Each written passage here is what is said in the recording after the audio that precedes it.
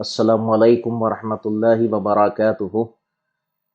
ان الحمد للہ نحمده ونستعینه ونستغفره ونعوذ باللہ من شرور انفسنا ومن سیئات اعمالنا من يهده الله فلا مضل له ومن يضلل فلا هادي له واشهد ان لا الہ الا اللہ وحدہ لا شریک له واشهد ان محمدا عبدہ ورسولہ اللہم صل علی سیدنا محمد وعلى آلہ وصحابہ وازواجہ وذریاتہ اجمعین وبارک وسلم۔ اعوذ باللہ السمیع العلیم من الشیطان الرجیم، بسم اللہ الرحمن الرحیم۔ یا ایہا الناس اتقوا ربکم الذی خلقکم من نفس واحدۃ وخلق منها زوجہا وبث منہما رجالا کثیرا ونساء واتقوا اللہ الذی تساءلون بہ والارحام ان اللہ کان علیکم رقیبا۔ بسم اللہ الرحمن الرحیم۔ آج کا درس سورۃ البینہ، جس کا مصحف کے اعتبار سے نمبر 98 ہے اور نزول کے اعتبار سے نمبر 100۔ یہ سورت مکی ہے یا مدنی ہے، اس کے اوپر علماء کا اختلاف ہے۔ اس سورت میں رسول اللہ صلی اللہ علیہ وسلم کی بعثت اور اللہ کے قرآن کے نازل کرنے کی وجوہات بتلائی گئی ہے کہ جب تک یہ نہ رسول کو قرآن نہ دی جاتی تب تک یہ یہود، عیسائی اور کفار مکہ یہ سب جو ہے اس کے اندر یہ لوگ ایمان پر آنے والے نہیں تھے۔ یعنی اس صورت کی مین اس کا پس منظر ہے قرآن کے صفات اور اس کے مقاصد، اس کے نزول کے مقاصد۔ آج کی سب سے ایک اہم ایک ریکویسٹ ہے آپ لوگوں سے کہ اگر اس درس میں اگر کوئی غلطی ہو تو فوراً کمنٹ باکس میں لکھ دیجئے۔ کوئی بھی اگر غلطی کہیں بھی آپ کو نظر آ رہی ہے تو مہربانی کر کے اسے کمنٹ باکس میں لکھ دیجئے۔ دوسری چیز، آپ کو یہ درس کیسا لگا اس کے بارے میں بھی کمنٹ لکھنا ضروری ہے۔ لائک ڈس لائک جو بھی آپ کریں یا نہ کریں، لیکن کمنٹ میں لکھیں ضرور کہ آپ کو کیسا لگا۔ تیسری اور بہت امپورٹنٹ چیز اہم یہ ہے کہ کیا آپ چاہتے ہیں کہ اس درس کو مسجد میں پہلے کی طرح سنیں، آپ آ کر ڈائریکٹ مسجد میں سنیں، اور ساتھ ہی اس کا ویڈیو اپلوڈ ہو جائے۔ ویڈیو تو انشاءاللہ اپلوڈ ہوگا، آن لائن اسٹریمنگ تو چلے گی، لیکن اگر کوئی لوگ ڈائریکٹ آ کر مسجد میں ہی پہلے کی طرح یہ درس سننا چاہ رہے ہیں تو آ سکتے ہیں، تو آپ اس کے بارے میں بھی کمنٹ باکس میں اپنی رائے لکھ دے سکتے ہیں۔ تو یہ 3 چیزوں کے بارے میں ضرور اپنے کمنٹ باکس میں لکھیے گا۔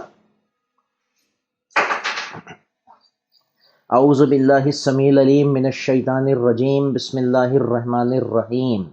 لم یکن الذین کفروا من اہل الکتاب والمشرکین منفکین حتی تأتیہم البینہ۔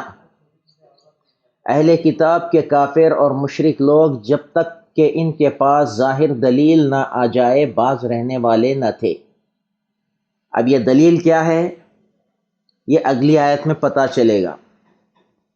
تو یہاں پہ کیا کہا جا رہا ہے کہ those who disbelieve from among the people of the scripture, that is Jews and Christians, and among al-mushrikun of Makkah, were not going to leave their disbelief until there came to them clear evidence۔ یعنی یہ کفار، مکے کے کفار اور یہود و نصارہ میں بھی جو کفار تھے وہ اپنی کفر سے، اپنے غلط راستوں سے ہٹنے باز آنے والے نہ تھے، حتیٰ کہ اللہ نے ایک رسول کو قرآن دے کر بھیجا۔ یعنی ایک کھلی دلیل بینہ، جیسا کہ ہم اکثر قرآن میں پڑھتے ہیں کہ ایسا بالقرآن المبین، القرآن المبین، یعنی کھلی قرآن ہے، کھلی مبین۔ ایسے ہی آیاتم بینات، ایسا اکثر قرآن میں آتا ہے، کھلی آیاتیں۔ تو اسی سے یہ ورڈ بینہ ہے، یعنی کھلی دلیل، واضح کھلی دلیل کو ہم البینہ کہیں گے۔ تو یہ کیا ہے کھلی دلیل؟ اگلی آیت میں دیکھنے سے پہلے الفاظ کیا ہے؟ لم یکن الذین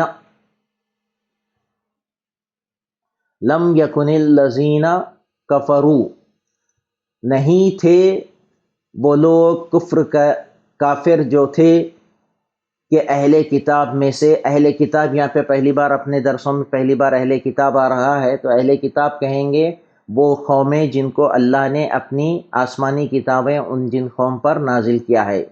یعنی مثال کے طور پہ موسیٰ علیہ السلام کو تورات نازل کی گئی تھی، آپ بنی اسرائیل سے تھے تو بنی اسرائیل اہل کتاب ہو گئے کیونکہ ان کو موسیٰ علیہ السلام ان کی قوم پر آئے تھے، رسول تھے وہاں پر.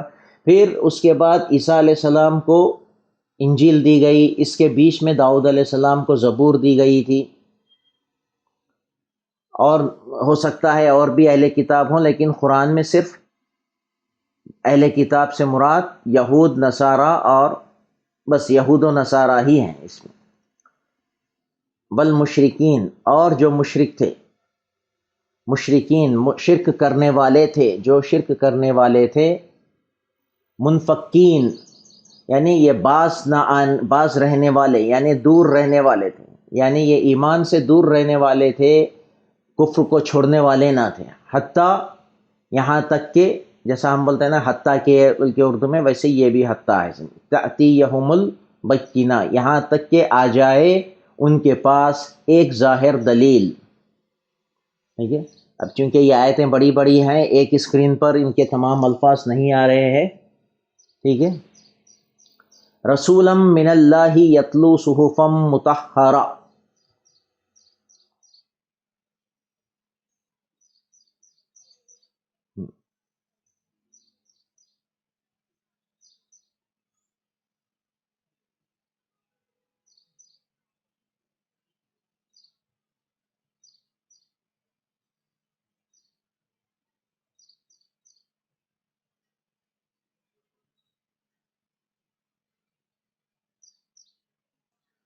رسولا من اللہ یتلو صحفا مطہرہ.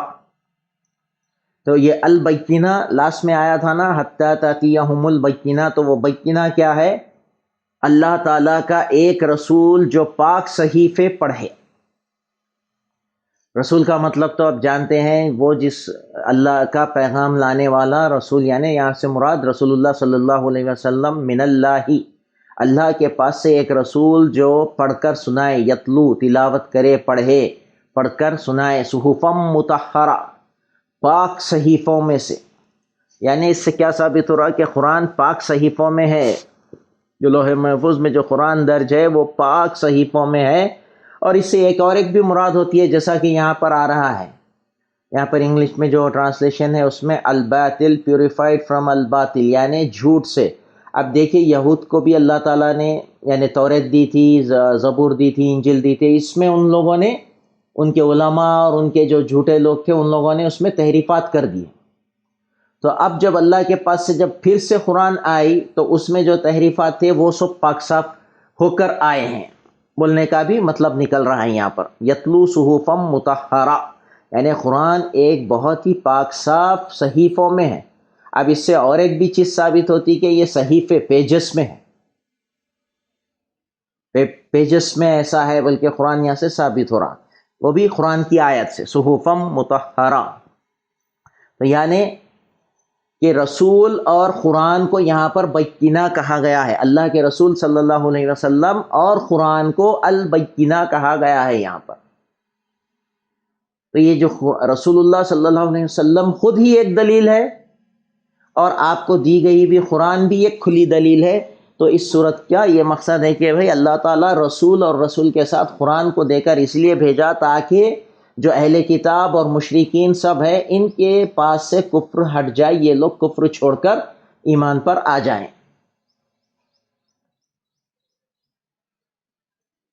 اب ایک اور ایک اس میں احادیث میں آتا ہے کہ قرآن، رسول اللہ صلی اللہ علیہ وسلم کو جو قرآن دی گئی ہے وہ ایک پیجز میں ہے، یعنی پیپرز میں ہے، صحف مطہرہ. یہی بات اس بات سے ثابت ہوتی ہے کہ نبی کریم صلی اللہ علیہ وسلم کے زمانے میں بھی قرآن کا پورا مصحف موجود تھا. حدیث میں آتا ہے کہ انس ابن مالک رضی اللہ عنہ فرماتے ہیں کہ نبی کریم صلی اللہ علیہ وسلم کی زندگی میں ہی قرآن کو 4 مردوں نے جمع کیا تھا، اور وہ سب کے سب انصار میں سے تھے. نام کے ساتھ بتایا گیا ہے، ابی بن کعب، معاذ بن جبل، ابو زید اور زید بن ثابت رضی اللہ عنہم. تو انس سے پوچھا گیا کہ یہ ابو زید کون ہے؟ تو انس رضی اللہ عنہ نے کہا کہ میرے ایک رشتہ داروں میں سے ہے، یعنی یہاں پر خالو، چاچا، ماموں جو بھی ہے وہ۔ تیسری آیت ہے فیہا کتب قیمہ، یعنی قرآن کی اب صفتیں بیان ہو رہے ہیں۔ پہلے 2 آیتوں میں قرآن کے نزول کا اور رسول کے بھیجے جانے کی وجوہات بتلائی گئی کہ وجہ یہ تھی کہ کفار مشرکین اور یہود و نصارہ کے کفار مشرکین بھی اپنے کفر سے باز آ کر ایمان پر آ جائیں، اس لیے یہ ان کے لیے واضح دلیل کے لیے بھیجا گیا ہے۔ اب قرآن کی صفات بیان ہو رہی ہیں یہاں سے تیسری آیت سے، فیہا کتب قیمہ، جن میں صحیح اور درست احکام ہیں۔ کتب سے مراد یہاں پر احکام یعنی قوانین، لاس، قوانین۔ ابھی حال میں اپن دیکھیں گے کہ جو ہے پچھلے سال سی اے کے بارے میں ہم بہت سن رہے تھے، ایک بہت ہی ٹیڑھا ترچھا قانون تھا، لیکن اللہ کی کتاب میں ایسا کوئی ٹیڑھا ترچھا قانون نہیں ہے۔ ہر چیز سیدھی سیدھی، سچی سچی، درست، سیدھی، سچی، کوئی ٹیڑھا پن نہیں، کوئی اس میں نہیں سمجھنے والی بات نہیں ہے، کوئی بہت آپ کے اوپر دشواری کا حکم نہیں، سب آسان، سیدھا، سچے احکام رہیں گے اس کے اندر۔ یعنی قرآن کی یہ صفت ہے کہ اس کے اندر جو قوانین ہے وہ قیمہ، اس کی جو صفت ہے صحیح اور درست، قیمہ، ایک جگہ ثابت، سالم، اچھی طریقے سے قائم رہنے والے قوانین ہیں، کوئی ٹیڑھے ترچھے قانون نہیں ہے۔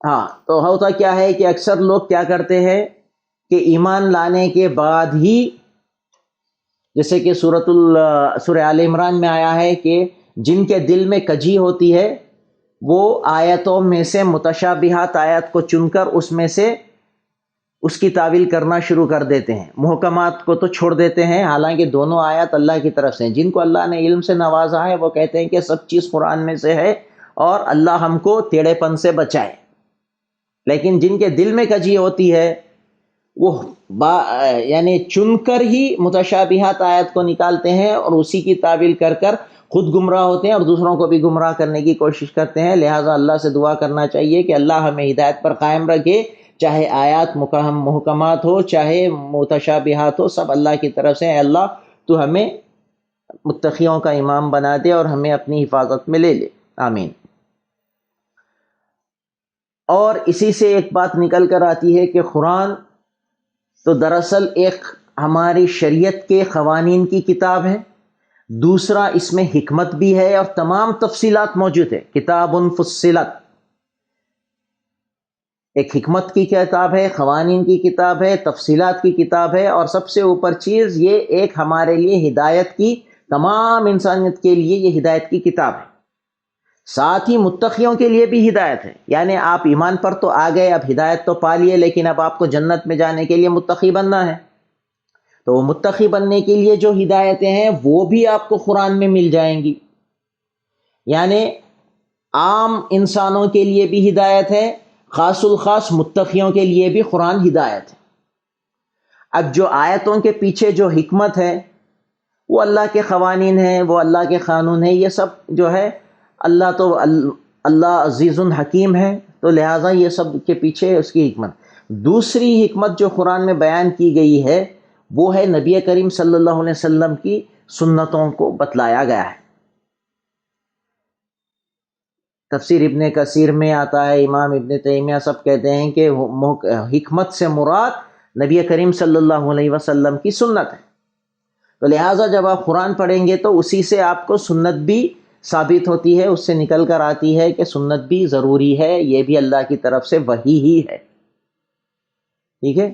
تو یہ ہم کو جان لینا چاہیے کہ کتب قیمہ سے مراد یہاں پر سیدھے سچے جو قوانین ہیں اس میں قرآن کی آیتیں بھی شامل ہیں اور وہ وحی بھی شامل ہے جس کو ہم نبی کریم صلی اللہ علیہ وسلم کی سنت کہیں گے۔ وما تفرق الذین، یعنی چوتھی آیت ہے، وما تفرق الذین اوتوا الکتاب الا من بعد ما جاءتهم البینہ، اہل کتاب اپنے پاس ظاہر دلیل آ جانے کے بعد ہی اختلاف میں پڑھ کر متفرق ہو گئے. وما نہیں اور نہیں تفرقہ متفرق ہو گئے. الذین کون؟ وہ لوگ جن کو دی گئی تھی کتاب، یعنی بنی اسرائیل کو تو 3 کتابیں دی گئی تھی، توریت، زبور، انجیل. الا من بعد ما جاءتهم البینہ، یعنی وہ لوگ ایک دوسرے سے متفرق تبھی ہوئے جب کہ کتاب آ گئی. اس کا کیا مطلب ہے؟ الذین اوتوا الکتاب، جنہیں دی گئی تھی کتاب، الا سوائے، من سے، بعد، ما جاءتہم جب کہ آ گئی تھی ان کے پاس، البینہ ظاہر دلیل، یعنی ظاہر دلیل کے آنے کے بعد ہی وہ تفرقے میں پڑے. اس سے کیا مراد ہے کہ بھائی پہلے یعنی بنی اسرائیل کے پاس جو ہے جب ان کے پاس یہ قرآن آ گئی، جب نبی کریم صلی اللہ علیہ وسلم قرآن لے کر آئے تو کچھ لوگ ایمان لائے، کچھ لوگ ایمان نہیں لائے. تو یعنی کیا ہو گیا؟ تفرقہ پڑ گیا. جو لوگ ایمان نہیں لائے وہ کافر ہی رہے، وہ باز نہیں آئے. اور جو دیکھ لیے کہ بھائی یہ تو ہماری کتابوں میں، یہ اس رسول کا ہماری کتابوں میں بیان ہے، پچھلی تمام کتابوں میں نبی کریم صلی اللہ علیہ وسلم کا بیان ہے کہ وہ آئیں گے، تو کچھ لوگ ایمان لائے، بہت کم لوگ ایمان لائے، اور اکثریت کی تعداد جو ہے ایمان پر نہیں رہی. تو کیا ہو گیا؟ یہاں پہ قوم ڈیوائیڈ ہو گئی، کچھ ایمان پہ رہے، باقی کے سب ایمان پر نہیں رہے، تفرقہ ہو گیا. یعنی انسان کی ایک بالخصوص اہل کتاب میں جو شر پایا جاتا ہے وہ یہ ہے کہ وہ ہدایت سے ہی ضلالت تلاش کرتے ہیں. اکثر آپ دیکھ لیجئے کہ جب کسی کو گمراہ کرنا ہے تو علماء اپنے علم کے ذریعے ہی لوگوں کو گمراہ کرتے ہیں. تو ایسا یہود میں بھی ہوا، نصارہ میں بھی ہوا، اور آج کے دور میں بھی ہوتے آ رہا ہے، ہماری قوم میں بھی ہوتا ہے، ہماری امت میں بھی ہوتے رہتا ہے. کہ یعنی انسانوں میں بالخصوص اہل کتاب میں جو شر پایا جاتا ہے وہ یہ ہے کہ وہ ہدایت سے ہی ضلالت تلاش کرتے ہیں. یعنی وہی ہدایت جسے اللہ نازل کرتا ہے اسی کو مندرجہ بالا نقطہ نمبر 5 میں بحوالے متشابہات و محکمات آیت، یعنی سورہ آل عمران کی جو آیت ہے کہ جن کے دل میں کجی ہوتی ہے وہ ٹیڑھا پن ڈھونڈتے ہیں اور کفر کی طرف جاتے ہیں، لیکن جو علم میں پکے ہوتے ہیں وہ کہتے ہیں کہ ہر چیز اللہ کی طرف سے ہے، بس اللہ تو ہم کو اس ہدایت کے بعد گمراہ مت کر. ٹھیک ہے؟ نبی کریم صلی اللہ علیہ وسلم نے فرمایا، یہ تو کافی مشہور حدیث ہے، کہ یقیناً یہود تفرقے میں پڑ گئے، یہاں تک کہ وہ 71 فرقوں میں بٹ گئے. ٹھیک ہے؟ 71 فرقوں میں بٹ گئے، اور نصارہ بھی فرقوں میں بٹ گئے، یہاں تک کہ وہ 72 فرقوں میں بٹ گئے.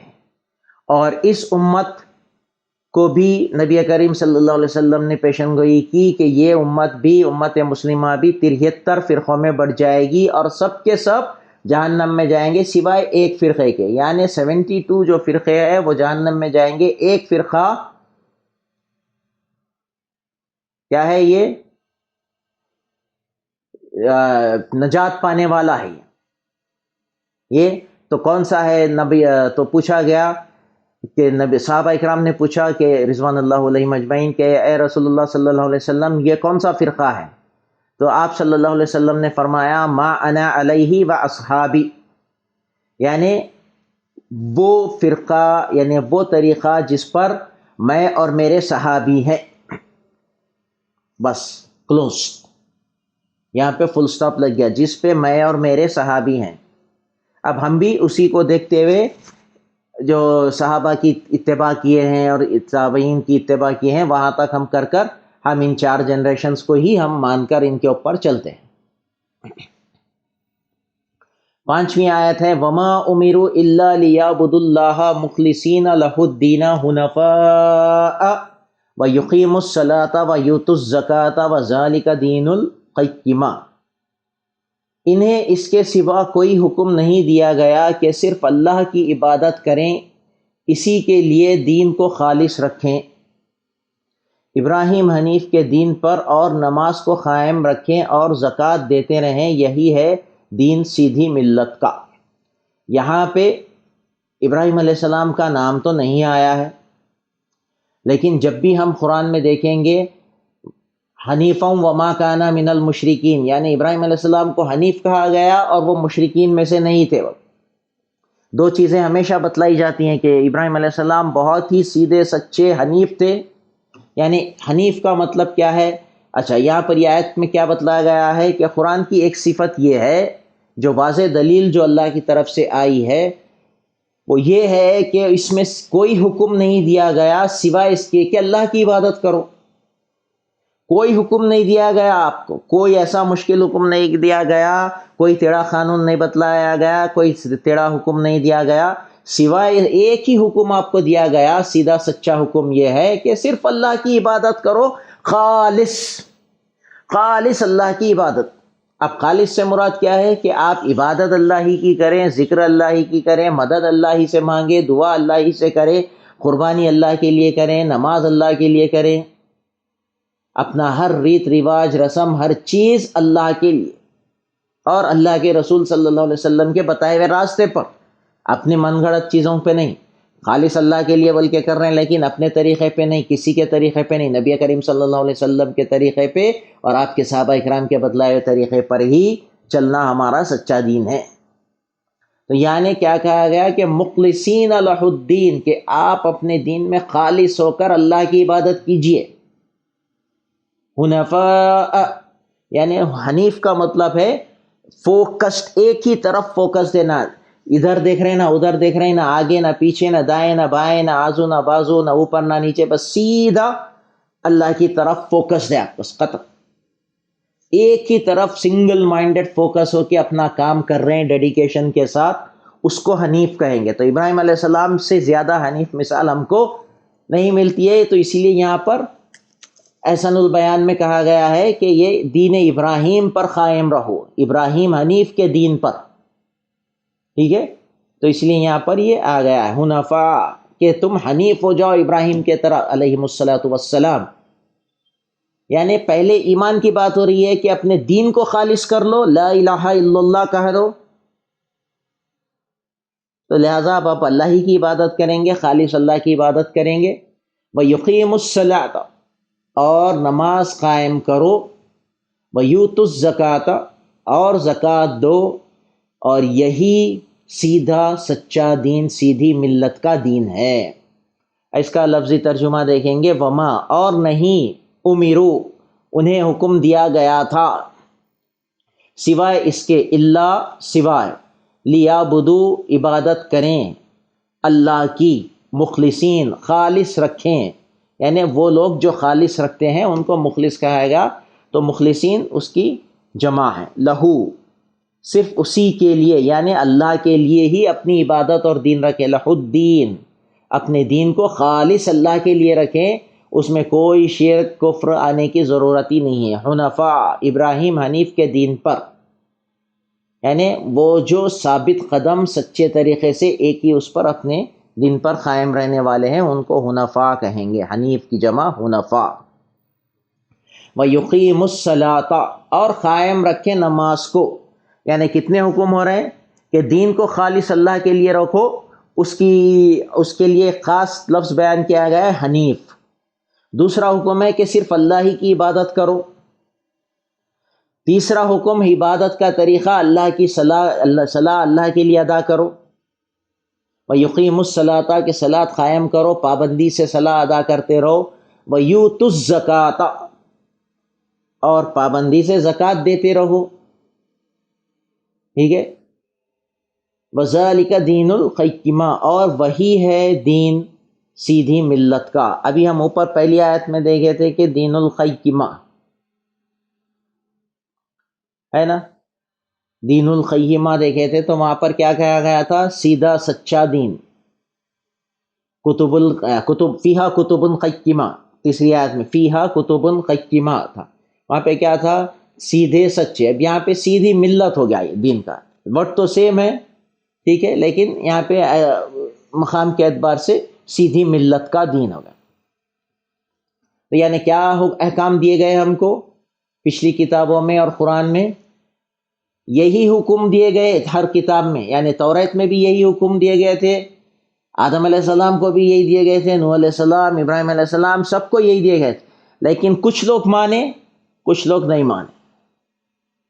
یعنی پھر سے اللہ نے ایک نبی کو کتابیں صحیفے دے کر بھیجا، پھر بھی کچھ لوگ مانے اور بہت سے نہیں مانے۔ اور کیا حکم تھے وہ؟ خالص دین اللہ کے لیے رکھو، صرف اللہ کی عبادت کرو، حنیف بن جاؤ۔ السلام علیکم ورحمۃ اللہ وبرکاتہ۔ تو ہم یہاں پر آیت نمبر 5 پر تھے کہ کرنٹ چلے گیا تھا، نیٹ چلے گیا تھا، اسی لیے کچھ اس میں انٹرپشن آ گیا تھا۔ انشاءاللہ پھر سے آیت نمبر 6 سے لے لیتے ہیں۔ تو وَيُقِيمُ اچھا آیت نمبر 5 ہے کہ اسی کو پھر سے لے لیتے ہیں کہ وَمَا أُمِرُوا إِلَّا لِيَعْبُدُوا اللَّهَ مُخْلِصِينَ لَهُ الدِّينَ حُنَفَاءَ وَيُقِيمُوا الصَّلَاةَ وَيُؤْتُوا الزَّكَاةَ ذَلِكَ دِينُ الْقَيِّمَةِ۔ انہیں اس کے سوائے کوئی حکم نہیں دیا گیا کہ صرف اللہ کی عبادت کریں، اسی کے لیے دین کو خالص رکھیں، ابراہیم حنیف کے دین پر، اور نماز کو قائم رکھیں اور زکوٰۃ دیتے رہیں، یہی ہے دین سیدھی ملت کا۔ تو یہاں پر ہم کو کیا پتہ چلا ہے کہ اس آیت میں یہ ہمیشہ سے اللہ کی یہی سنت رہی ہے کہ دین کو خالص اللہ کے لیے رکھیں اور بالکل خالص طریقے سے اللہ کی عبادت کی جائے۔ یہی پچھلی کتابوں میں پچھلے نبیوں کو بھی یہی دیا گیا تھا۔ یعنی دین کو سیدھا حنیف رکھنے کا مطلب ہے آپ جو ہم کلمے میں ہم جو بالکل شرک کو رد کرتے ہیں اور توحید اختیار کرتے ہیں، لا الہ الا اللہ محمد الرسول اللہ، یہ ہمارا اسلام کا پہلا رکن ہے۔ دوسرا نماز قائم کرنا ہے، تیسرا زکوٰۃ دینا ہے۔ یہی 3 چیزیں آپ کو اس صورت میں آ چکی ہیں۔ اب اس میں روزہ اور حج تو نہیں ہے، لیکن ابراہیم علیہ السلام کے زمانے سے حج تو چلتے آ رہی ہے، اس میں بھی کچھ برائیاں شامل ہو چکی تھی، لیکن یہاں پر یہ سب آ چکا ہے۔ تو یہ ایسے ہی ہے جیسے کہ سورۃ الفاتحہ میں ہم پڑھتے ہیں ایاک نعبد و ایاک نستعین، ہم تیری ہی عبادت کرتے ہیں اور تجھی سے مدد مانگتے ہیں۔ آیت نمبر 6 ان الذین کفروا من اہل الکتاب والمشرکین فی نار جہنم خالدین فیہا اولئک ہم شر البریہ۔ بے شک جو لوگ اہل کتاب میں کافر ہوئے اور مشرکین سب دوزخ کی آگ میں جائیں گے جہاں وہ ہمیشہ ہمیشہ رہیں گے، یہ لوگ بدترین خلائق ہیں۔ ان بے شک الذین جو لوگ کفروا کافر ہوئے، من اہل الکتاب اہل کتاب سے، والمشرکین اور مشرکین، فی ناری جہنم وہ جہنم کی آگ میں جائیں گے، خالدین فیہا خالدین ہمیشہ رہیں گے، اس میں ہمیشہ رہیں گے، اولئک یہ لوگ، ہم شر البریہ یہ لوگ وہی ہیں جو بدترین، شر کا مطلب یہاں پر بدترین لیا گیا ہے، عموماً ہم صرف بد کہیں گے، بدترین خلائق ہیں۔ البریہ یہاں پہ الخلائق کہا گیا ہے۔ البریہ کا مصدر یعنی 3 حرف کا جو لفظ ہوتا ہے وہ ہے بے با را امزہ، برا، بریہ یعنی خلائق۔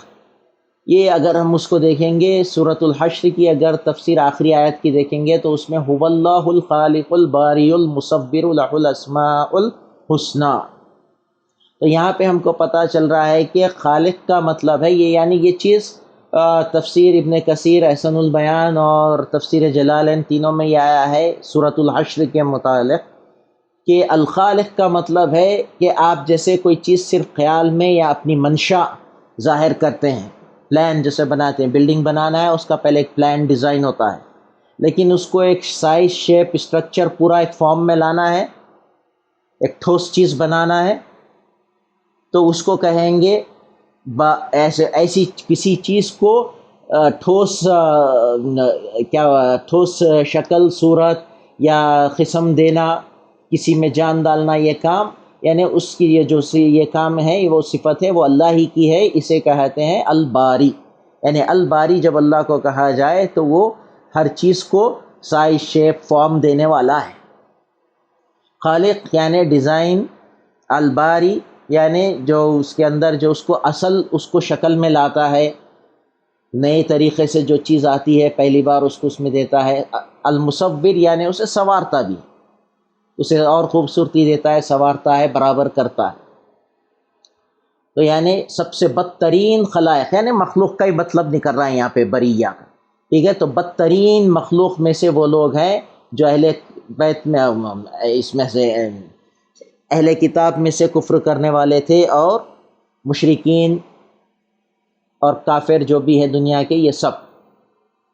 چھٹی آیت میں ایسی لوگوں کے لیے، یعنی اسی آیت میں ایسی لوگوں کے لیے جہنم کی آگ کی سزا بیان کی گئی ہے. اور سورۃ الفرقان کی آیت نمبر 44 میں اللہ تعالیٰ نے ایسے کافروں کو جو اللہ کی بات نہیں سنتے نہیں مانتے، ان کو جانوروں سے بھی بدتر کہا ہے. ان الذین آمنوا وعملوا الصالحات اولئک هم خیر البریہ، بے شک جو لوگ ایمان لائے اور نیک عمل کیے یہ لوگ بہترین خلائق ہیں. بے شک جو لوگ ایمان لائے اور نیک عمل کیے، آمنوا وعملوا الصالحات، جیسا کہ ہم سورۃ العصر سے دیکھ لیتے آ رہے ہیں کہ یہ، میں ہمیشہ کہتا ہوں کہ یہ اسلام کے، یہ دین اسلام میں ہی پایا جاتا ہے کہ ایمان کے ساتھ عمل صالح کو جوڑ دیا گیا ہے. کہ آپ صرف ایمان پر رہ کر دعویٰ نہیں کر سکتے کہ آپ کو عمل کی ضرورت نہیں ہے، لیکن آپ کو عمل بھی کرنا ایمان میں شامل ہے. اسی لیے بار بار آمنوا وعملوا الصالحات پایا جاتا ہے قرآن میں. یعنی انا، بے شک، الذین، جو لوگ، آمنو، ایمان لائے یا ایمان والے، وعملوا، اور عمل کیے، الصالحات، نیک عمل، یعنی عملوا الصالحات، یعنی الصالحات ایک ہی لفظ ہے، نیک. اولئک، یہ لوگ، ہم خیر البریہ، یہ لوگ بہترین، خیر سے مراد یہاں پر بہترین ہے. یعنی عموماً ہم خیر کو دیکھیں گے اچھائی سے ہی آتا ہے، اس کے اندر اعمال خیر، اچھے اعمال، نیک اعمال، لیکن یہاں پر بہترین کہا جا رہا ہے. البریہ، جیسے کہ پچھلی آیت میں تھا خلائق. یہ سورۃ الحشر کی آیت میں یہاں پر آپ کے لیے لایا ہوں، واللہ الخالق الباری المصور لہ الاسماء الحسنی. سورہ فرقان کی آیت ہے، ام تحسبوا ان اکثرهم یسمعون او یعقلون ان هم الا کالانعام بل هم اضل سبیلا. کیا آپ اسی خیال میں ہیں کہ ان میں سے اکثر سنتے یا سمجھتے ہیں، وہ تو زرے چوپایوں جیسے ہیں، بلکہ ان سے بھی زیادہ بھٹکے ہوئے. یعنی یہاں پر بھی جانوروں سے بدتر کہا گیا ہے. تو اس سورے میں ہی نہیں، سورۃ البینہ میں نہیں، سورۃ الفرقان کی آیت نمبر 44 میں بھی ایسے لوگ جو نہ سنتے سمجھتے ہیں اللہ کے احکام کو، ان کو بھی جانوروں سے بدتر کہا گیا ہے.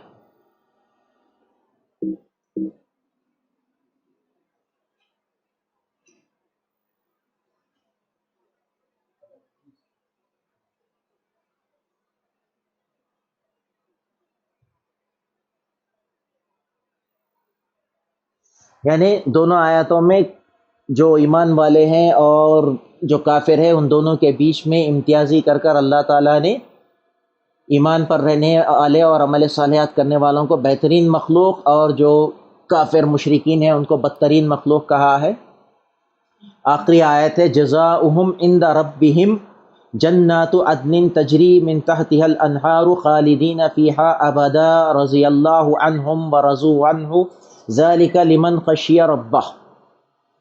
ترجمہ ہے، ان کا بدلہ ان کے رب کے پاس ہمیشگی والی جنتیں ہیں جن کے نیچے نہریں بہہ رہی ہیں، جن میں وہ ہمیشہ ہمیشہ رہیں گے. اللہ تعالیٰ ان سے راضی ہوا اور یہ اس سے راضی ہوئے. یہ ہے اس کے لیے جو اپنے پروردگار سے ڈرے. جزاؤہم، ان کا بدلہ ہے، عند ربہم، پاس، عند کا مطلب قریب، پاس، ربہم، ان کے رب کے پاس. ٹائپ ہو جا رہا بھائی.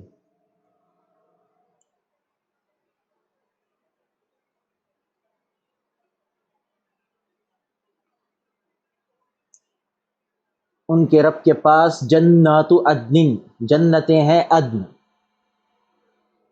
یعنی جنت کا نام ہے، ایک جنت کا نام ہے عدن، بہہ رہی ہے، بہہ رہی، تجری بہہ رہی ہے، تحتها من تحتها الانہار، اس کے نیچے سے نہریں، انہار نہر کی جمع ہے، نہریں، خالدین ہمیشہ رہیں گے، فیہا اس میں، ابدا ہمیشہ ہمیشہ رہیں گے، یعنی ڈبل بار آ رہا ہے، خالدین فیہا ابدا ہمیشہ ہمیشہ رہیں گے، تو ڈبل بار ہو گیا اس میں، رضی اللہ عنہم، راضی ہوا اللہ تعالیٰ ان سے، ورضوا عنہ اور یہ راضی ہوئے اللہ سے، ذالک لمن خشی ربہ، وہ اس کے لیے جو ڈرے اپنے پروردگار سے، یعنی یہ جو جنت کی جو نعمتیں عطا کی گئی ہیں ان لوگوں کے لیے ہے جو لوگ اللہ سے ڈرتے تھے، جیسا کہ ہم پچھلی صورت میں بھی دیکھے تھے، سورۃ النبا کی آیت کوٹ کیے تھے کہ ان للمتقین مفازا، جو لوگ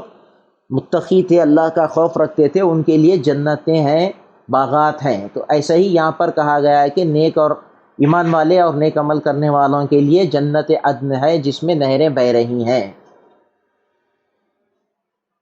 اب یہاں پر ایک چیز جو دکھ کر آ رہی ہے،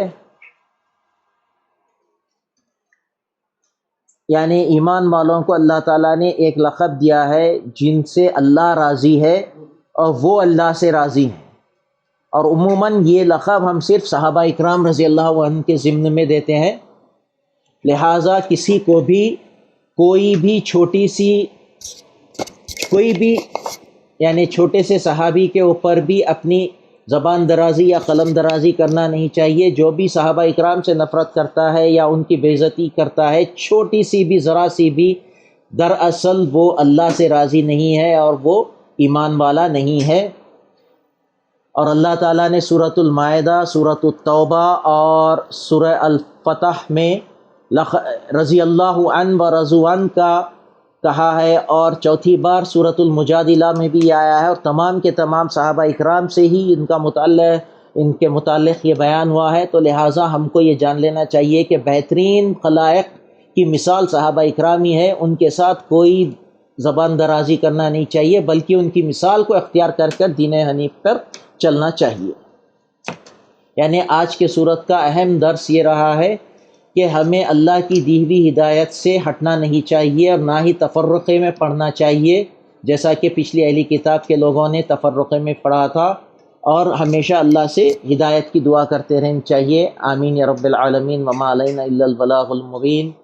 جزاکم اللہ خیرا واحسن الجزاء، سبحانک اللہم وبحمدک، اشہد ان لا الہ الا انت، استغفرک واتوب الیک۔ اللہم صلی علی سیدنا محمد وعلی آلہ وصحابہ وازواجہ وذریاتہ اجمعین وبارک وسلم۔ ہوم جانا ہے نا؟